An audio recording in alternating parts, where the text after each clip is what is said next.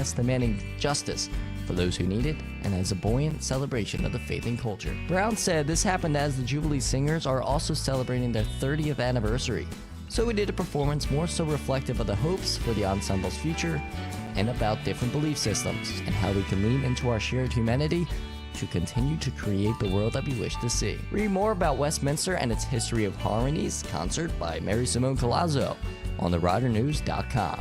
And just when you thought Rider Wrestling could not get any better, it did just that. On March 6th and 7th, the Bronx steamrolled through their Mid-American Conference opponents in Buffalo, New York to win its first ever MAC championship in program history. Going into the NCAA championships will be Elijah Griffin, Will Betancourt, Brock Zarowski, Tyler Klinsky, and Dylan Layton. After 6 years on the Rider Wrestling team, Klinsky is having his best season yet. Head coach John Hange, who has coached him for over half a decade now, is not surprised to see Klinsky finish on top. He's a homegrown product, Hange said. There's no flaws in that kid's character. He's loyal. He's devoted. Betancourt, a transfer from both Ohio and Pennsylvania State Universities, came to Rider as a last chance and cashed in, earning his first NCAA qualification. Read more about Rider Wrestling winning its first ever MAC title on theridernews.com by Benjamin Chenault. All of this week's content can be found on our website, and be sure to stay updated by following @TheRiderNews on all of your social media platforms. I'm Benjamin Chenault, and this has been your Rider News Roundup. That's all the headlines for this week's Rider News Roundup. But don't worry, we've got you covered every Wednesday with a brand new report to keep you in the know. Catch up on all the stories anytime at theridernews.com and listen to every roundup on demand at 1077thebronx.com/Rider News Roundup. Because when it comes to what's happening at Rider, you'll always hear it here first. And now, let's get back to the biggest hits and the best variety only on 1077 The Bronx. 1077 The Bronx and 1077thebronx.com. Winner of 3 2026 Intercollegiate Broadcasting Systems Media Awards, Best On-Air Pledge Drive for our first ever Radiothon, Best Giveaway for Wake Up Riders Morning Bagel Run and Jewelry Spree, and Best Station Poster by Jake Goebel for Scream Screen. This is the Tri-State Sports Ramble. I am your host, John Cordell. Thank you so much again for tuning in on this fine Friday evening. It should start to feel like spring, but you know what? Mother Nature says otherwise. It is still cold outside. But if you were tuning in to a random after party just a few moments ago, once again, a big shout out to Marcus Coley for always bringing me in. So make sure before you turn on Tri-State Sports Ramble, always listen to his show, A Random After Party, from 7 to 8 p.m. right here on the same streaming service as you are doing right now. So we're going to dive right into it and talk about some NFL news, and we had a lot to talk about with what's been going on with the Jets, Giants, and Eagles. Really just the Jets and the Giants, but the big one with the New York Jets, Geno Smith, heading over, traded just days after getting released. He's heading back to the team that drafted him back in 2013. I feel with this move, if you're the Jets front office, why not? You don't want to take a chance on a star quarterback and have him crumble. So you don't want to go after, hypothetically, someone like Tom Brady, just in today's terms. Obviously, Brady's not playing anymore. But go with someone like Geno Smith? Who knows? I mean, obviously the experiment failed for Las Vegas that 1 year. Got benched in the middle of the season. So just give it a shot. But there is no doubt about it. He is coming off his worst season with 17 interceptions in 15 games. I think personally, they should not stop with Geno. I think they should target someone like Carson Wentz. And if you go after someone like Wentz, I wouldn't necessarily blame it. Like I said, the last thing the Jets should be worrying about is going after a star quarterback. Because ultimately, if you don't have the core around you, nobody's going to succeed. But if you get a quarterback that's mediocre and you build up around them, you can get the chemistry going and then just continue to skyrocket from there. So that's what my take on Geno Smith. But we also had another big trade with the New York Jets. Dolphins safety Minkah Fitzpatrick has been acquired for a 3-year, $40 million deal. This is a huge move defensively. I mean, the Jets, the secondary was just a mess for the Jets. And it showed bright spots in past seasons, but this year was just an exception. A single year without an interception. That's all you need to know. He went back to Miami, Fitzpatrick, after 6 years with the Pittsburgh Steelers. Defensive coordinator Brian Duker coached him last season, and now he's up with the Jets. So makes sense why he could have potentially given out an idea, perhaps. Regardless, safety was a big hole that needed to be filled. You got Andre Cisco heading to free agency, and they're just playing the move here where, all right, assuming Cisco walks, you want to get Fitzpatrick and lock him up. So 100% good move there by the Jets, no doubt. Another one, I may not quite agree with this one, but I understand why they did it. Quincy Williams heading over to the Browns, as this is the second Williams brother to leave in almost three months. You go back to Quinnen Williams back in December when he got traded to Dallas. So a little bit interesting there. Maybe the Jets don't like that last name. Who knows? Regardless, Quincy Williams, Quinnen. I'm getting tripped up because the names are so similar, but they happen at two different periods and they're on two different teams. So John has to wake up a little bit. It has been a long day for me, but Quincy Williams, 2 years, $17 million deal with Cleveland. He was a Pro Bowler in 2023. Who knows if he'll revive it? Another move made by the Jets, Kingsley Enagbare, signing a 1 year, $10 million deal. He was a regular starter late last season for Green Bay when Micah Parsons got hurt and was out for the remainder of the season. He played more snaps than any other Packers defensive player in their brutal wildcard loss to the Chicago Bears. I did emphasize brutal a little bit. I'm not knocking the Packers, but it was a brutal loss. 26 years old, drafted in 2022. Again, could be a bright spot, could not. We will see. Nashawn Wright also acquired. He was also much needed playmaking just on the defensive end, like I mentioned. Like I said, also not a single interception last year, and he could really help because last year he had 5 interceptions, 2 forced fumbles, and 3 fumble recoveries. You'll likely have him at corner, and as I mentioned earlier, Fitzpatrick at safety will get the starting job there, you would think. And then on the other corner, you'll probably have Brandon Stevens. And he had a decent year despite the down season defensively by the Jets. Wright's biggest moment, though, came in week 1 last year. 74-yard pick six against J.J. McCarthy and the Minnesota Vikings at Soldier Field on Monday Night Football. They did not win that game, but he got an interception off of 9, J.J. McCarthy's nickname. And little did Nashawn Wright know, he would not be the only person to get an interception off McCarthy. I will stop knocking on him, though. We're going to go to the New York Giants. They made a big move acquiring someone from the Ravens, Isaiah Likely, heading up to New York. Well, technically heading up to East Rutherford, New Jersey, but regardless, acquired for a 3-year, $40 million deal. I think it's the exact same deal that Minka Fitzpatrick got. Regardless, he was the number 2 tight end behind Mark Andrews in Baltimore. Very effective after catches, 740 yards after catch during his first 4 seasons. 15 touchdowns is actually the second most by a Ravens player since 2022. Ironically, Andrews is the only one ahead of him with 27. You have a combination with him and Theo Johnson. You'll likely see, you see what I did there? You'll likely see Likely be more of a receiver, not a Gronk kind of player where you're blocking on the line. You'll likely see him run those long routes, and Johnson would be the one that runs in the flat and just coordinates with the offensive line, I guess you could say. Another move made by the Giants, Calvin Austin heading over from the Steelers. This is a 1-year, $1.5 million deal. And 31 catches, 372 yards, 3 touchdowns last year. But the biggest one, of course, was Week 18 against the Baltimore Ravens. Rodgers lofting it for Austin into the end zone. What a wild game that was. I mean, I can watch that game all day. It was such a just absolute cinema. That's all I could say. Both him and Likely, though, are key moves to the receiving core, especially if you got players like Malik Neighbors who cannot stay healthy, but Who does Calvin Austin mainly replace? Well, that will be the next move that I'm talking about. Wan'Dale Robinson recently heading down to Tennessee on a 4-year, $78 million contract.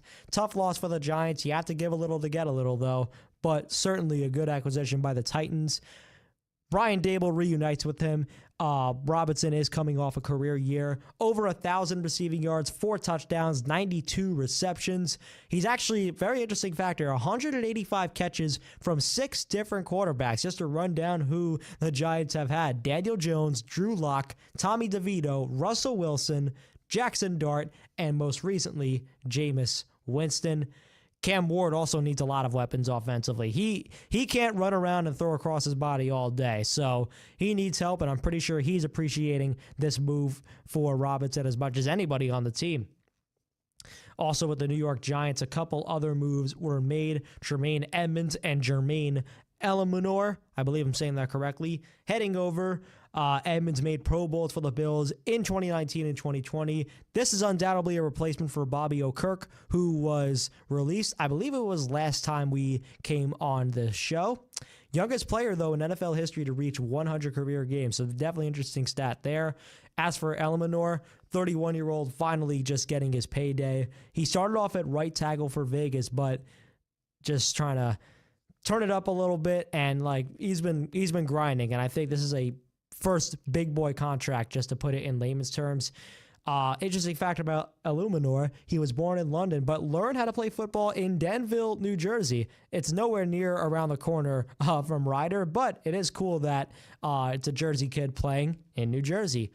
Some other acquisitions by the Giants, Greg Newsome and Patrick Ricard, also Evan O'Neal, or should I say Evan Neal, offensive line. I see the OL that I wrote in my notes, and you see, Evan O'Neal. O'Neal seems like a really cool name. Is it not Paul O'Neal, Tyler O'Neal? But now we're jumping into baseball. We're not there yet, John. Don't start rambling. But we are rambling after all. It's Tri-States, but it's not Tri-States. So we're going to dive right back into it. That was a little bit of a sidetrack. He did play great, this is news, by the way, to start in Cleveland, but ultimately declined and was traded to Jacksonville. He has very high upside if he could regain previous form, but it's a gamble. And anything for the Giants is a gamble nowadays, not a knock on them, but that's just a situation. Patrick Ricard, the fullback, unsurprisingly, was on Baltimore previously. John Harbaugh just recruiting weapons. He arguably did so with Isaiah Likely. Now he's doing it with Ricard. And it just gives Scadaboo, Singletary, and Tracy room to run. Obviously, the running back room looking stronger than ever for the Giants. Also, one more move they made, bringing back Michael McFadden on a 1-year deal. This was very interesting because McFadden is coming off a near season-ending injury he suffered in Week 1 last year. And by the time he got healthy to play, the season was just already lost. So this is very interesting to see. They're trusting their gut with McFadden, and I definitely respect that. So just that gutsy move in itself. I hope the Giants succeed off of that. Little bit of moves made by the Eagles. Most notably this past week, defensive tackle Jordan Davis extended to 3 more years, $78 million over the course of that time. He was set to enter the 5th year of his rookie deal, and just teams simply did not waste time bringing him back in the mix, as obviously they want him around for a long time. This is a huge deal for the big defender. 160 tackles over 4 seasons, 15 tackles for loss, and 8 sacks. And honestly, it seemed like he took the spotlight of what Jalen Carter was supposed to be last year. I never heard a campus talk about a single incident at a football game than what happened with Jalen Carter spitting on Dak Prescott. Everybody was talking about it the day after, and it was bizarre just simply for the sheer fact that you get ejected after the first play of the game, not even first play from scrimmage. But that's definitely a huge part of the reason why I personally believe, and a lot of Eagles fans believe, that Davis took over for Carter. But his most notable moment did come when he blocked a field goal against the Rams that would have won LA the game. On top of that, rushing for 61 yards to the end zone. And, when you look at games like that happened in September with the Heat, you miss that kind of football just because of the warm weather. It's still cold It's March 13th. It's the 6-year anniversary since COVID. Please, I wanted some good weather today, but I guess not. Other moves made by the Eagles before we dive into our next topic. They are losing a little bit of defensive players. Reed Blankenship, Jalen Phillips, and Nakobe Dean all out. Unfortunately, this is the price that championship teams have to play. They didn't quite feel the sting in the offseason going into 2025-26, but they are going to feel it this year just because of their disappointing playoff loss against San Fran this past season. But they have came back recently to sign a couple of secondary players, Reek Woolen, Jonathan Jones, and also an edge rusher, Arnold Ibikiti. And will they be exact replicates? Who knows? I think the Eagles definitely still have potential to make a run when they need to, but only time will tell with that. Our next topic, we'll be talking about some NHL news. We'll talk real quickly before we got to dive into our first commercial break. Rangers took on the Devils this past Saturday. Devils won 6-3. Jack Hughes recording the hat trick, picking up right where he left off from his Olympic winner on February 22nd in Milan, Italy. Rangers also took on the Flyers this past Sunday, and this time New York with a 6-2 win. Just a surprisingly dominant game, and I think over the past few years, it's become obvious that no matter how well each team is, Rangers have owned the Philadelphia Flyers, and that's just my personal take on it. And really, you ask a lot of Ranger fans, and they could say the same thing. The Flyers are just owned by New York. Second property. But before we dive into some scores that happen, a little more depth into some scores that happen in NHL teams' most recent games, we're going to go into our first commercial break. If you build it, our Rider Bronx will devour it. Introducing the contest that will cement your legacy at Rider University forever. Announcing 1077 The Bronx first ever Build the Ultimate Bronkwich competition. Be the Bronc who creates Rider's new signature sandwich to be served at Muller's Pub on the Yoka's Yellow Food Trailer, and we'll send you and a guest on a Royal Caribbean for 2 to the Bahamas from Josh Harry Travel. However you slice it, this contest eats Bronx. So go to 1077thebronc.com/build-a-Bronkwich for details and how you can enter to win.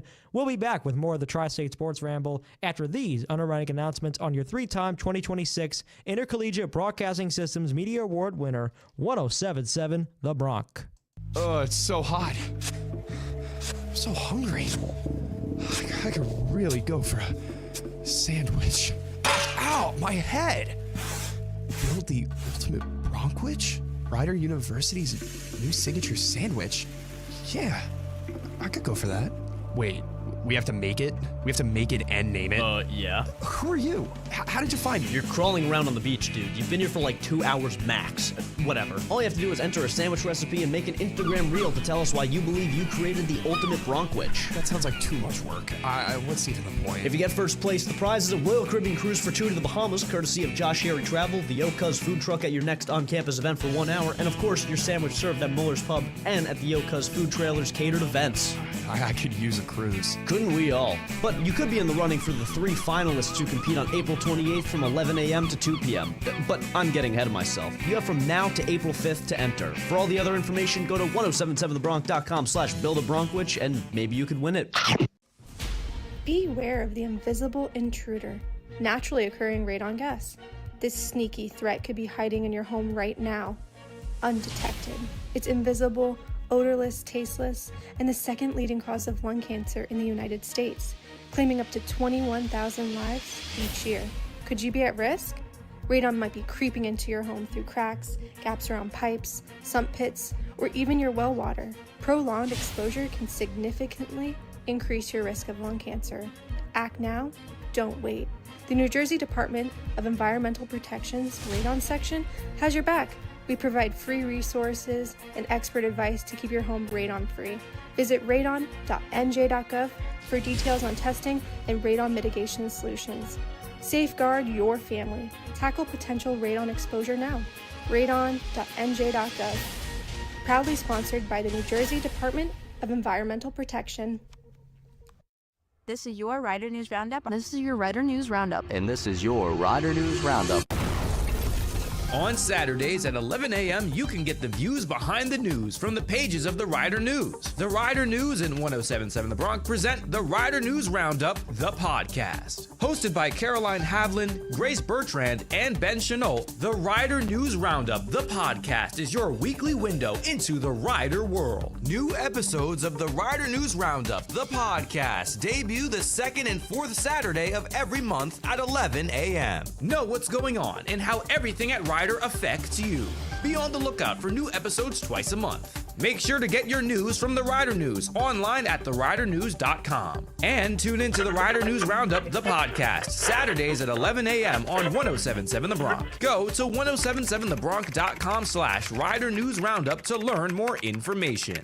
107.7 The Bronx campus traditions are underwritten in part by Sky Zone, 17 Quaker Bridge Plaza Drive in Hamilton. Take fun to a whole new level and reach new heights at Sky Zone, Hamilton's ultimate hub for adventure. You've worked hard enough already this semester, so ditch the endless assignments and head to Sky Zone to treat yourself. Take a day off and jump, slide, or fly to your heart's content with friends and family. Bring the speed on Sky Zone's Ninja Warrior style obstacle courses, test your persistence climbing up rock walls, and challenge your competition at Sky Zone's ultimate dodgeball tournaments and air court games. Haven't had enough fun yet? Then zip through the air on Sky Zone's all-new indoor zip line and launch into the sky with their 2 new mega slides. Turn a stressful work-filled day and defy gravity by soaring the skies. Whether it's a birthday party, team event, or a one-day ticket to defy the limits, the fun starts on their website at skyzone.com/Hamilton. That's skyzone.com/Hamilton. The Bronx Lunchbox on 107.7 The Bronx and other programming on 107.7 The Bronx Retro is underwritten in part by Mi España Princeton. Trade in the usual pasta dish and the same old boring burger you frequently order for a taste of true, authentic Spanish street food at Mi España. Enjoy a world of flavors like their bocadillo, a Spanish lunch sandwich served on a European-style baguette with either a house salad or patatas brava. Mi España's paellas are both flavorful and filling. This traditional Valenciana Bama rice dish features chicken, pork, shrimp, and portobello mushrooms. Prefer vegan? Then you prefer Mi España. They make a mean paella with just veggies. If you're looking for something to snack on, order tapas style. Enjoy tortilla jam-packed with potato, onions, and egg, or Mi España's warm and crispy empanadas filled with their beef, chicken, or veggies. There is so much Spanish food to discover and devour at Mi España. If you're looking to dine out, eat in the Mi España located in the Princeton Shopping Center, 301 North Harrison Street, Princeton. Takeout and delivery are also available. To view their menu and to see Chef Jose Diaz's daily and weekly specials, surf on over to getforky.com.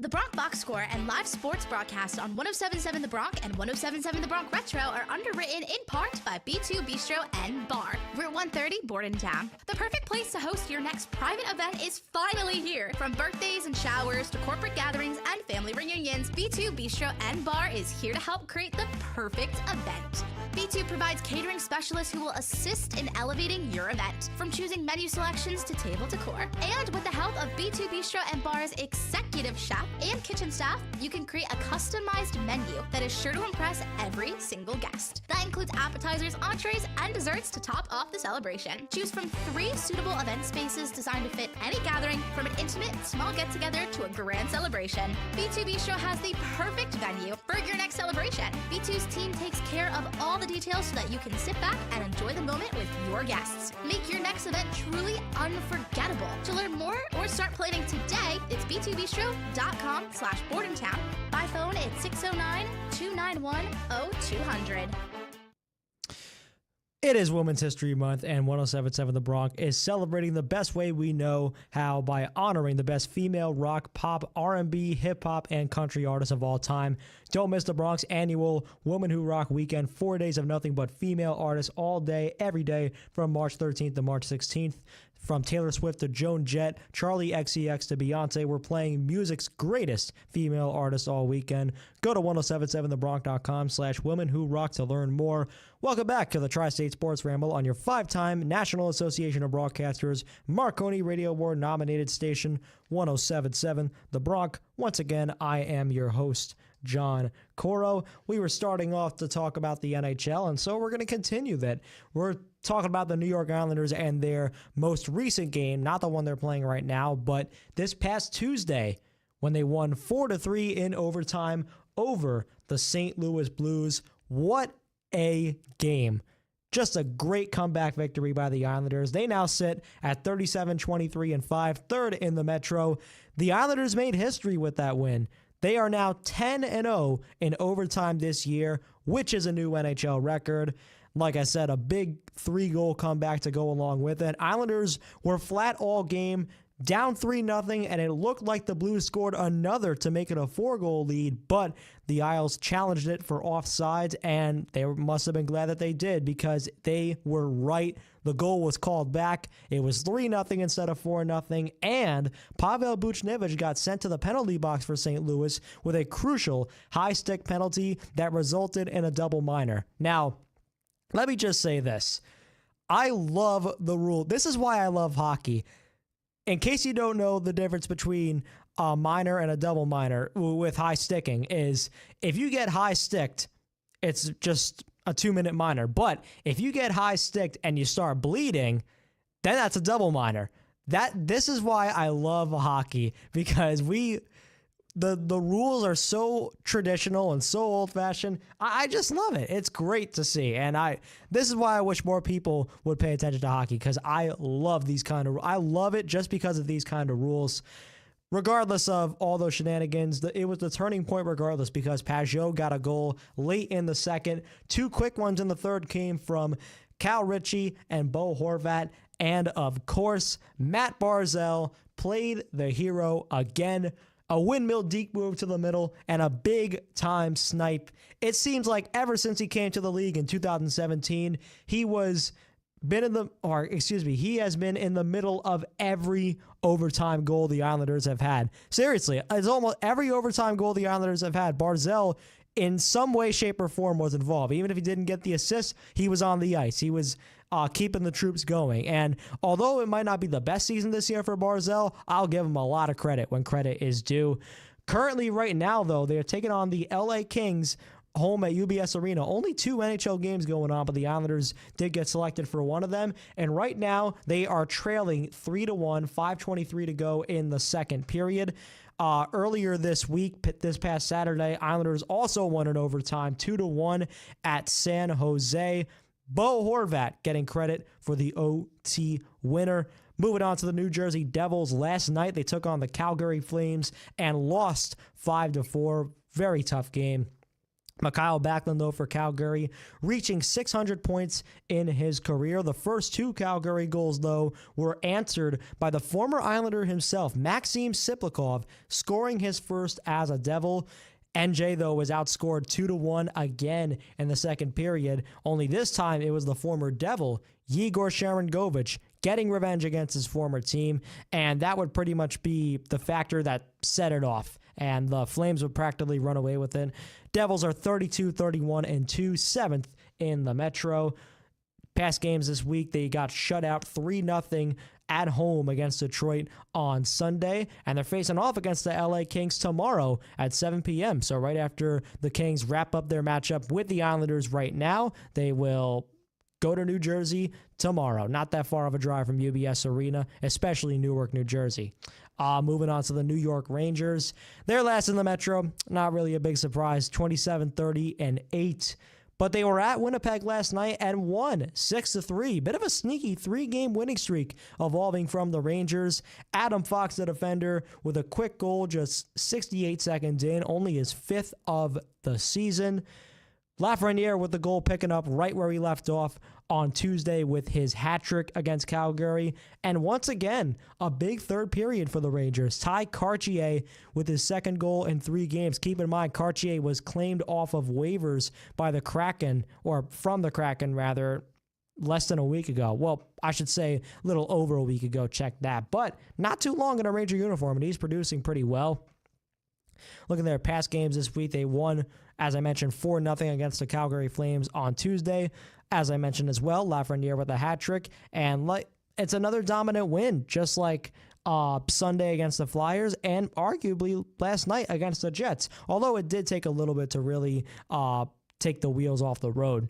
But tomorrow they will go to Minnesota for a 6 o'clock p.m. Eastern Time game in St. Paul. Moving on now to the Flyers. They're fifth in the Metro, 31, 23, and 11. As of now, them and the Caps are tied for 73 points, both hanging on for dear life for a playoff spot. Jackets currently hold the number 4 seed for now at 77 points. They were at the Wild last night and got a huge 3-2 shootout win. Kirill Kaprizov, though, scoring his 37th of the year in the second period for Minnesota to give the Wild a 2-1 lead. But a clutch goal from Owen Tippett, shorthanded in the third, to knot things up. He has been coming in clutch all year. Tippett has had a knack for scoring shorthanded goals this season, and Konechny with the only goal in the shootout in the third to win the game. Looking at their past games, Flyers took on the Capitals at Xfinity Mobile Arena the night prior on Wednesday and got a 4-1 win. And a big matchup is coming up tomorrow, ironically, against Columbus. And like I said before, these two teams are duking it out. They're taking on the Blue Jackets tomorrow in the city of brotherly love, 7:30 p.m. Eastern Time. I really hope, I don't know off the top of my head, I really hope it is a nationally broadcast game because that has so many implications. This is what happens when we get into March. We're entering the golden age of sports right now. March Madness. I'm sorry, Mike. I was going with my finger, for those who may just be listening, I was going with my finger to point out the wonderful things in the sports world of March, and I just hit the mic by accident. I am so sorry. But regardless, it's a golden age coming up, baby. That's it. Simple as that. And with hockey playoffs coming all the way down to the wire, that's how it'll be. And I do notice that my camera did zoom in a little bit, so you get a closer look at me. There we go. Kind of reminds me of my first show here in the studio when we started live streaming. Now moving on to the NBA. Now, there's a huge elephant in the room to address right now. Bam Adebayo breaking the NBA record with 83 points on Tuesday night against Washington, passing Kobe Bryant with 81 in a game. He now sits only behind Wilt Chamberlain with exactly 100 points. Who knows if somebody or himself will catch up to him, but what a performance. Just absolutely legendary by Bam Adebayo. 43 made free throws. That is insane. And I also do want to address, I do not care how new of a game basketball is. This is still an incredible accomplishment. Yes, Kobe and Chamberlain played in different eras of basketball, a lot more physical, not as many fouls were called, maybe not as much gambling was made, I don't know. But this is still a huge accomplishment. The fact that you're sitting on the free throw line, knowing the record sits in your hands, you're tied at 81 and you still overcome the pressure, even though they're cheering for you, overcome the pressure, make it just great to see. And a lot of people were bashing Adebayo for not coming out of the game to keep Kobe's record preserved, or at least tied at 81. I'm just saying, dude, they kept fouling Adebayo. It's not his fault he kept going to the foul line. He has to, what's he going to do, intentionally miss? So just, I don't quite understand that at all. But Adebayo, what an accomplishment. Congratulations. A performance that I did not see coming at all. I'm pretty sure nobody saw coming, whether they pay attention to the NBA or not. I mean, it's Kobe Bryant, so who would have thought? Just a little more, though, on the injury side for the NBA. Tyrese Maxey, he initially suffered a finger injury this past Saturday that would sideline him for just a couple of games, but it turns out to be worse than expected. He's going to be out for 3 weeks with a finger tendon.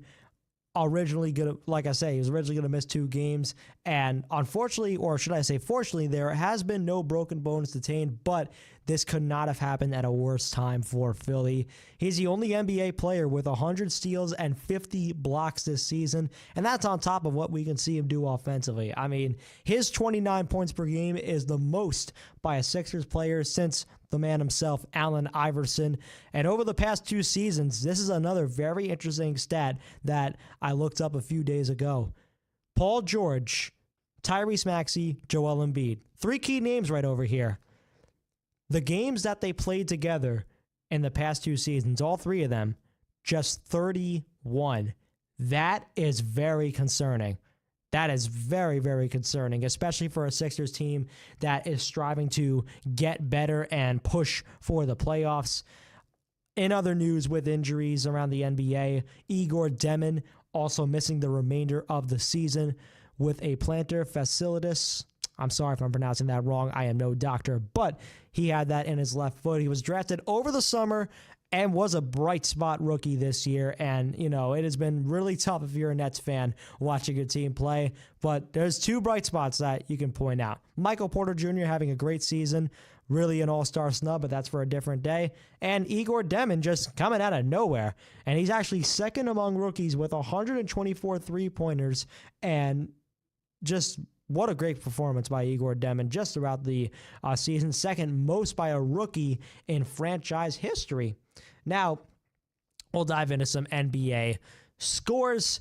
Talking about the New York Knicks, they're 42-20-25, third in the Eastern. They were at the Jazz Wednesday and won convincingly 134-117. 28 points for Jalen Brunson, which is not surprising. But how about Jordan Clarkson putting up 27? And the Knicks has hit 17 three-pointers in the game. After cutting the Utah lead to single digits before halftime, Knicks went on a big 20-4 run to start the third quarter, and basically the game just turned upside down from there in favor of New York. Right now, they are currently at the Indiana Pacers in an Eastern Conference rematch from last season, and it is currently halftime. They are winning 56-45 in Indiana, so hopefully, if you're a Knicks fan, they can hang on for the win. Looking at their past games this past week, while we were on our show last Friday, they were able to win 142-103 at Denver. They did lose 110-97 at Crypto.com Arena against the Lakers, though, and they lost 126-118 at the Clippers on Monday. So, bit of a rough skate, kind of patched up there on Thursday. You look at the 76ers now. I touched base on their injuries with Maxey and their woes all season. So we'll dive into them. 35-31. And let's just say the injuries have not lined up well with their record. They are 9th in the Eastern. Last week, they were 6th in the Eastern. That's a big jump, and that is very concerning, especially in the month of March as we only get closer and closer to the playoffs. They were at Detroit Thursday and lost 131-109. It was a close game in the second and fourth quarters, but Detroit did hold a slightly bigger advantage in the first and third. Duncan Robinson with 19 points and Javonte Green with 14. Cade Cunningham was actually double-teamed a lot for Detroit. 6 shots from the floor and only 18 points. And this helped Philly get back into it before halftime as Detroit held a 17-point lead. I know Detroit is the top team in the league right now, but this recent stretch of not being able to hold leads is kind of concerning. I mean, look at the game past Saturday against Brooklyn. They blew a 23-point lead, and the Nets were somehow able to win it. I cannot believe that game. That was unbelievable. But I feel like the Philly start is better when Maxey is there regardless. They still did show fight. I'll give them credit when credit is due. Regardless, the Pistons statistically are just one game away from sweeping the 4-game season series. Some of their past games for the 76ers this past week lost 125-116 at Atlanta Saturday, lost 115-111 at Cleveland Monday, but were able to scrape out a 139-129 win against Memphis on Tuesday. Moving on to the Brooklyn Nets. They have a pretty bad record, 17-49. I've been mocking their record for quite some time now. This really isn't surprising at all. But they were at Atlanta last night and lost 108-97. Pretty unsurprising, but it was a 21-point night for Jalen Johnson. 8-game winning streak for the Atlanta Hawks, so congratulations to them. Nets were up by 1 going into the fourth, but a 10-0 run would just wipe it away from Atlanta, and the MVP of that run was CJ McCollum. Nets have now lost 12 of their last 4 games. Again, very concerning. But we do have to talk about one of their past games, as I did briefly touch base on. How about the Nets overcoming a 23-point deficit to win 107-105 against the Detroit Pistons this past Saturday? That was unbelievable. I mean, what a game. Talk about an upset. I mean, it doesn't do anything good for the Nets except worsen their draft position or make Detroit look like potential frauds. But what a win. What a win. It's been tough, like I said, being a Nets fan. So judge me all you want. Let's go Nets. What a big win this past Saturday. Nets also won 126-115 against Memphis Monday. Detroit did come into Brooklyn on Tuesday, and I thought another upset was coming, but nope. The Pistons put the reality right back in the chair, won 138-100 against Brooklyn. But as for the next game between both the Nets and the Sixers, they are facing off against each other tomorrow at 1 p.m. at Xfinity Mobile Arena. So I mentioned earlier that the Blue Jackets and Flyers are playing later that day at 7:30, so the stadium crew is going to have a very busy day. I think that's the reason why the game is at 7:30 instead of 7. Just have that half hour of wiggle room to transition from an NBA court to an NHL rink. I always have found that very fascinating. And you see it notorious with a lot of old school stadiums like MSG, Capital One Arena, but with Philly, you forget they share. And it's definitely a great facility to go to all the time. And it's cool to see. Like I said, it's probably very boring to do and maybe not the most pleasant thing to do, but at least watching those time lapses of the NBA court getting transitioned over to the NHL ice or vice versa, it's been cool to see. We're going to talk a little bit about the MLB, but before we do that, we will dive into another commercial break. 107.7 The Bronx has very exciting news. Our new video stream is officially live. Now you can listen to The Bronx on air, online, and on app. Now, watch your favorite student shows live on The Bronx YouTube channel and Facebook at 107.7 The Bronx, including Ryder Ranks, O-Dog Garden Salad, A Random After Party, Beyond the Score, and now Wake Up Ryder. Keep it tuned to The Bronx to listen to and now watch your favorite student shows. Yeah, we're going to be back with more of the Tri-State Sports Ramble after these underwriting announcements. While you're waiting, follow The Bronx on Instagram at 1077 The Bronx and on TikTok at 1077 The Bronx WRRC. We will be right back on 1077 The Bronx. Okay, it looks like we've landed on what the Earthlings call a college campus. The mothership gave us voice changers. Turn yours on. Excellent. Now we blend in with the humans. We just need clothing to become undetectable. Our frequency spike was strongest near 1077. The humans kept saying 1077 The Bronx. Something about their general store where they get the coolest merch in the game and support the music and shows they love. I don't quite know what that means. Try beaming over a cellular communication device the humans are so attracted to. There you can search for this fabled The Bronx General Store at 1077thebronx.com/shop The Bronx. Great Xanthaleer. Look at all they have to offer. Polos, hats, sweatshirts, drinking receptacles, shirts. So many colors too. They even have tie-dye. There are eco-friendly options. How noble of them. Order 2 of everything. We must support The Bronx. We'll be the talk of the galaxy with how fresh we look, as the humans say. I wish we found 1077 The Bronx General Store 1847 conquering quests ago. We would have looked so good. Do you wake up and feel like your mornings are just missing something? Certainly nothing worse than your coffee just not hitting the same. But there has to be something, right?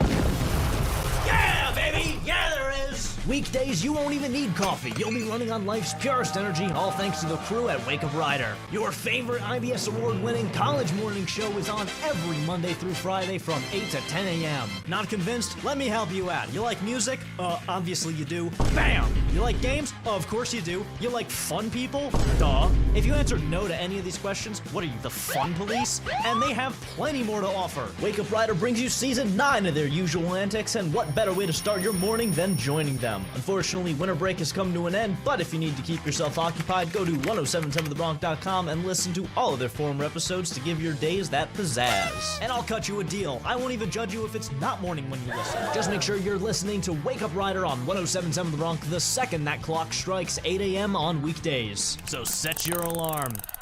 I may be getting older, but I still like to have my lunch packed with love. Grow up. Loser! I know. It's something I should probably grow out of. But who would want to give up the Bronc lunchbox? Oh, well, when you put it like that. I get it now. Underwritten by the hashtag #GetForky Gritalia Hospitality Group. Weekdays from noon till 1, everyone can take their lunch break with the Bronc. With each day featuring your favorite restaurants, paired with a different genre of music. From Mi España's authentic acoustics to More Than Q's smokin' throwbacks. To Osteria Procaccini's live slices, Pennytown Pub's local sound bites, or PJ's Pancake House, bacon, eggs, and covers. It's fine by me to dine in with the Bronc, especially when they're catering with a custom-made playlist to make sure my lunch break actually feels like a break.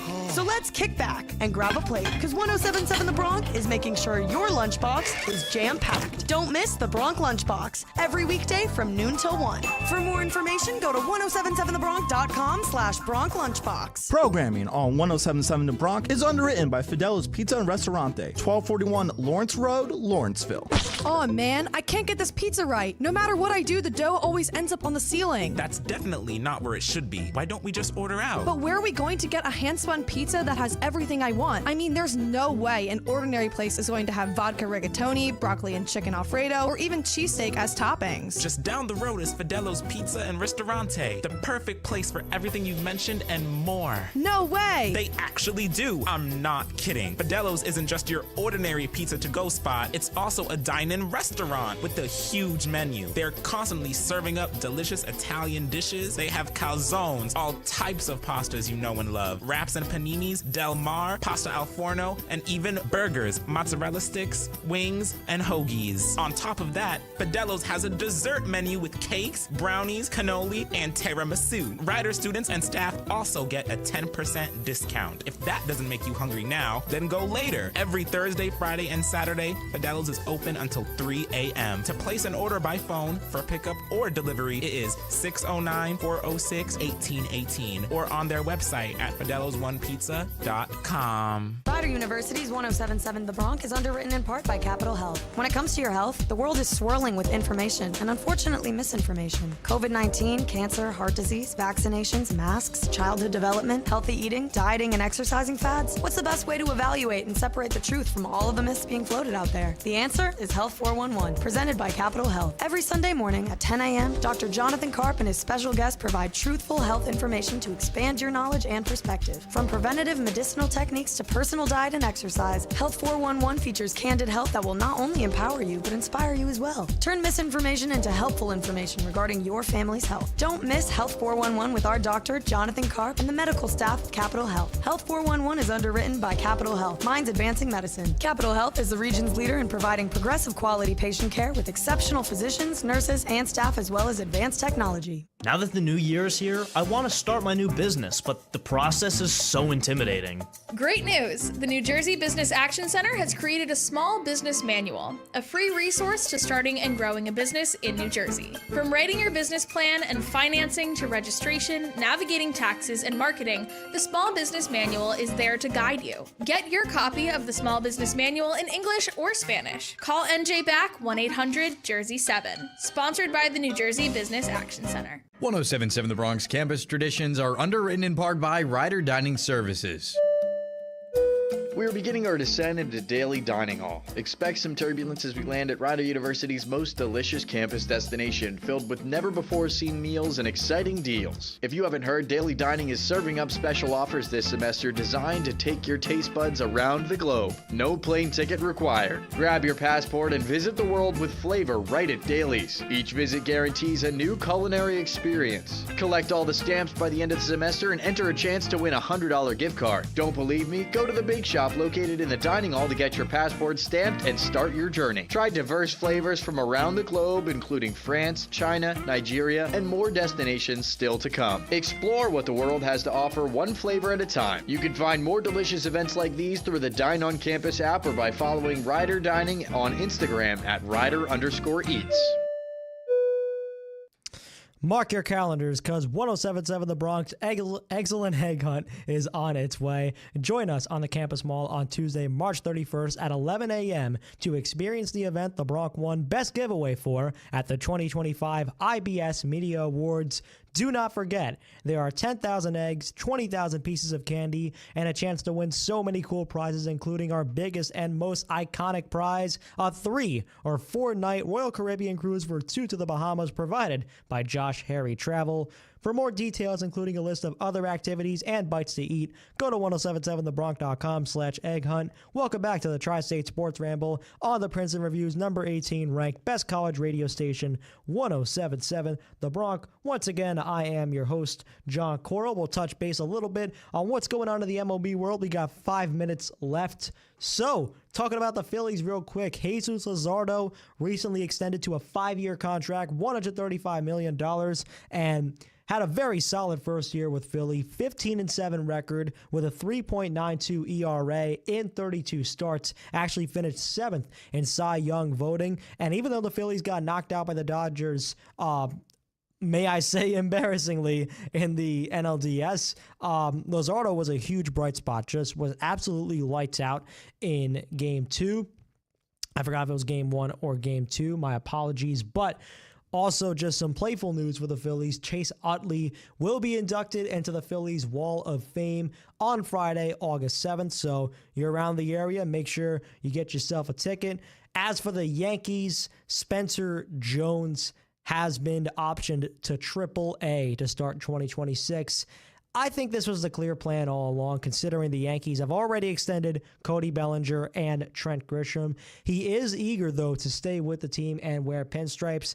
Me personally, I think Jones easily gets called up this year. Easily. I think this is even before the rosters expand in September. Maybe at the very latest, that's your last resort. But I can make the argument that quite possibly when the summer rolls around, Jones can get the call up, because you never know with the Yankee injury bug that the team has had for about 7 years now. Moving on to some more Yankee option news, George Lombard also staying in the minors, likely will go back to the Somerset Patriots, my hometown. As someone who's seen him play when I was working, I mentioned it probably last week, but I work as a concessions worker for the Somerset Patriots in Bridgewater, New Jersey, TD Bank Ballpark, only about 10 minutes from my house. And as someone who's seen him play, whether I was clocking out or walking in, whatever, I agree that he needs more time to develop, and I don't see him coming to the big leagues until 2027, if you want my honest opinion. Unless the Yankees get absolutely desperate, I do not think it's a good idea. With that being said, he did hit a home run off of Garrett Crochet, who happened to be one of the best pitchers in the league last year, but who knows? I think this is a smart move. As for the New York Mets, Carlos Beltran is getting his number 15 retired. So once again, another big milestone for the Mets as well. Jonah Tong is also getting the boot to AAA. This makes a lot of sense just because the pitching position was absolutely loaded for the Mets. One just simply had to go. He's the number 3 prospect, but during his 5 games in the big leagues toward the end of last season, he struggled mightily with a 7.71 ERA. I wouldn't bet the world like Spencer Jones that he's going to get called up, but I think he'll be back at some point. Tong is someone that I think will get a second shot when the rosters expand this year, and then hopefully lead the Mets to a playoff run, because I think New York, even though they fell short in disappointing fashion, I think they'll be back in the playoffs, no problem. After all, it was just one game. This difference of one game all came down to game 162. I think they easily make it this year, no doubt. It is 8:58, so we're going to talk real quickly about the World Baseball Classic quarterfinals. Currently, right now, South Korea is taking on the Dominican Republic, and the game just came to a close. I had it live on ESPN, but it turns out the Dominican Republic with a 10-0 win in 7 innings. Just a dominant performance here. I'm kind of surprised it wasn't as close of a game, because Korea was really showing a fight when they played over in Tokyo. But whether it was jet lag or just DR being an electric team, who knows? But DR got the win. Right now, USA is taking on Team Canada.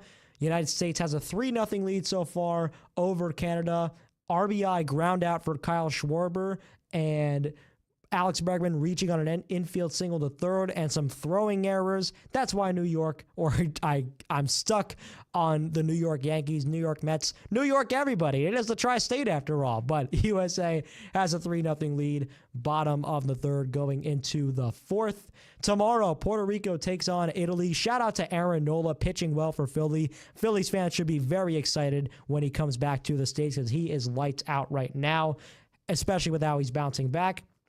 And tomorrow at 9 p.m. Eastern Time, Venezuela takes on Japan.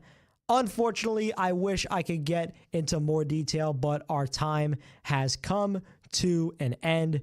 Thank you for listening to the Tri-State Sports Ramble. We will not be here next week because it is spring break here at Rider University. I know, I'm very sad myself, but don't worry, we'll be right back the following Friday, March 27th, from 8 to 9 p.m., your usual time. All streaming sites, all the listeners, you can tune in the exact same way you are doing today and past shows and all previous shows in the 107.7 The Bronx Spectrum today. Stay tuned for more of the biggest hits and best variety on the Princeton Review's number 18 best college radio station, 3-time 2026 IBS Media Award winner, and 5-time NAB Marconi Radio Award nominee for College Radio Station of the Year, 107.7 The Bronx and 107.7thebronx.com.